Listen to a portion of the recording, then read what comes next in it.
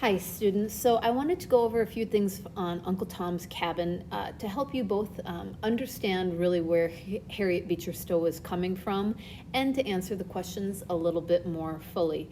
So a couple of things of background information about Harriet Beecher Stowe that you may have caught or you may not have. Harriet Beecher Stowe was a Northern woman. She was married to a preacher. Her father had been a preacher. Her husband becomes a theology preacher, is basically a theology teacher, and so she was from a very kind of upright Christian family, but wasn't really opposed to slavery whatsoever. She moves to Ohio with her husband, who is teaching in that area, and she goes across the border to a family or somebody, and she meets them in Kentucky, and they are a slave plantation. So she sees slavery firsthand.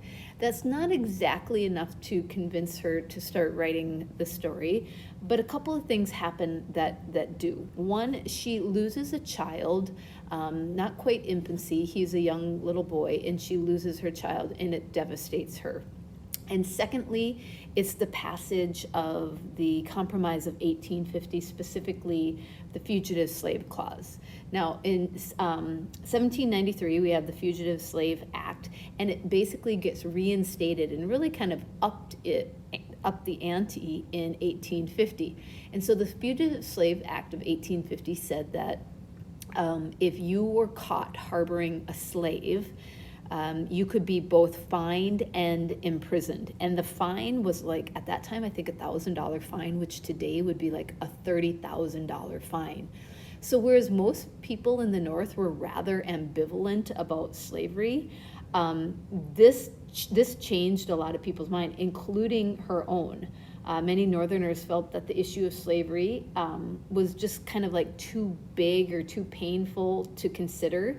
But when it began affecting them economically, then more people, including Stowe, become activists. And so Harriet Beecher Stowe begins writing Uncle Tom's Cabin, and she wrote it as newspaper installments that she would send to abolitionist newspapers, and they would copy it, or they would print them in short little segments, and it was kind of like bits of stories. So she was doing this, and eventually it's being made into a book. And Uncle Tom's Cabin becomes the most famous. It supersedes, it surpasses sales of the Bible in, I think, 1852. It has the biggest sales actually in England in the following years, because England has already outlawed slavery at that time. And they're just really curious as to why these crazy Yankees are allowing slavery in their country yet. The South, though, meanwhile, criminalized the book, and if you were caught with the book, you were punished probably with a fine or something like that. So then, in response to Uncle Tom's Cabin, many other books are published. There's one by a woman named Hinton Helper, where it was more of a pro-slavery look, or at least sending former slaves, emancipated slaves, to back to Africa, which we had kind of talked about a little bit before. So a couple of things about the book itself. It really wasn't about racial equality so much as a look at how slavery affected people and the morality of people, especially the religious value aspect. Because again, Beecher Stowe was from a very religious, upright family. So just let me give you a little bit of reading here. So Uncle Tom's Cabin opens on the Shelby plantation in Kentucky as two enslaved people, Tom and 4-year-old Harry, are sold to pay Shelby family debts. The story focuses on two main characters, Tom, a strong religious man living with his wife and 3 children, and Eliza Harris, an intelligent and brave enslaved woman and the mother of Harry. When the novel begins, Eliza's husband, George Harris, unaware of Harry's danger, has already escaped, planning to purchase his family's freedom later.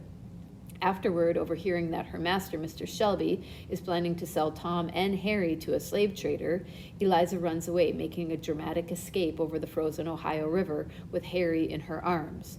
Eventually, George, Eliza, and Harry are reunited and make it to freedom in Canada. Tom decides not to run away to protect his family, who might be sold in his place. After he is sold south, Tom meets Topsy, a young black girl whose mischievous behavior hides her pain.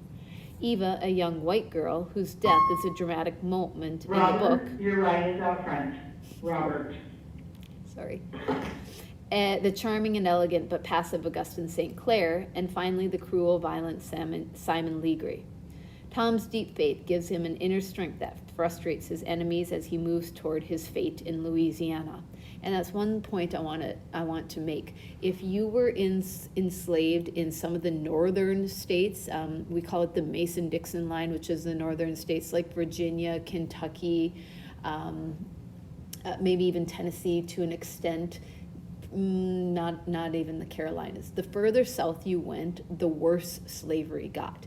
So for the threat of Tom being sold into slavery in Louisiana would have been a horrible, horrible punishment. Slavery itself was bad. Being sold into slavery in the Deep South was really bad. The novel ends when both Tom and Eliza escape slavery. Eliza and her family reach Canada, but Tom's freedom comes with death. Simon Legree, Tom's third and final master, has Tom whipped to death for refusing to deny his faith or betray the hiding place of two fugitive women. So that might give you a little bit more insight, and as you read the very last bit of that excerpt that I gave you from the end of chapter 45, I hope it helps you understand and answer some of those questions about the importance of Uncle Tom's Cabin. All right, thanks. Bye.